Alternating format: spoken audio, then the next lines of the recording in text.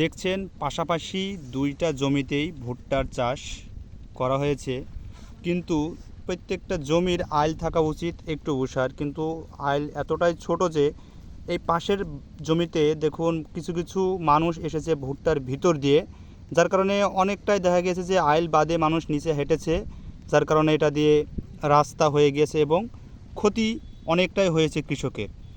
তো এজন্যই আমি বলছি যে কৃষকের কিছু কিছু কাজ অনেকটাই ভুল। কারণ জমির যে রাস্তাটা মানে আইল মাঝখানের যে আইল যদি দেখায় কতটা চিকন, আরেকবার দেখুন এই যে কতটা চিকন একটি আইল, যার কারণে এই পাশে ভুট্টা আছে এবং মানুষ চলাচল করার জন্য এই পাশ দিয়ে হাঁটাহাঁটি করেছে। আইল বাদ দিয়ে রাস্তা তৈরি হয়ে গিয়েছে এবং জমির ভিতর দিয়ে অনেকটা ভুট্টা এই যে দেখছেন নষ্ট হয়ে গিয়েছে, প্রায় এখন এটা রাস্তা তৈরি হয়ে গিয়েছে। তো এখন এই কাজগুলো করে কৃষক ভুল, কারণ জমিতে যদি দুইজনই যদি সমানভাবে যদি একটু আইল রাখে তাহলে দেখা যায় যে হয় কি মানুষ ফসলের ভিতর না দিয়ে যে চওড়া আইলটা থাকে আইলটা দিয়ে মানুষ চলাচল করতে পারে। এখন এও কেটেছে ওও কেটেছে, দুইজনে কাটার ফলে দেখা গিয়েছে যে জমির মাঝখানে কোনো আইল নেই।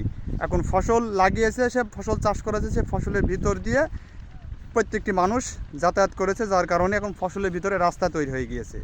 তো আসলে আমাদের কৃষকদের একটাই সমস্যা যে আইলে কিন্তু ফসল তৈরি হয় না। একটু আইল রাখলে দুজনের চলাচল করা সেখানে সুবিধা হয়, কিন্তু সেই সুবিধাটা আমরা কেউ উপভোগ করতে চাই না। আমরা চাই হয়তো আইলটা কাটলে বা ই করলে দেখা যাবে যে হয়তো আমাদের ফসল বেশি হবে, কিন্তু এখানে কিছুই হবে না, আরও ক্ষতি আমরা বেশি করে থাকি। দেখুন যে এই যে ভুট্টাটা লাগিয়েছে আইলের পাশে, কিন্তু আইলে না হেঁটে মানুষ সব কিছু ভিতর দিয়ে হাঁটছে। তো দেখুন কত একটি মানে খারাপ পরিস্থিতি।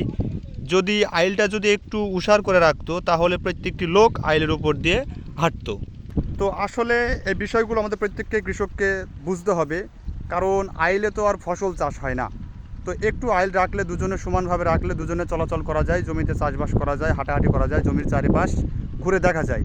তো আইল যদি একটু উষার করে রাখা যায় তাহলে আমাদের সবার জন্য উপকার। এগুলো প্রত্যেক কৃষক মহোদয়কে বুঝতে হবে। তাছাড়া আমরা একটু সুবিধা খুঁজতে গিয়ে নিজের ক্ষতি আমরা নিজেরাই করে থাকি।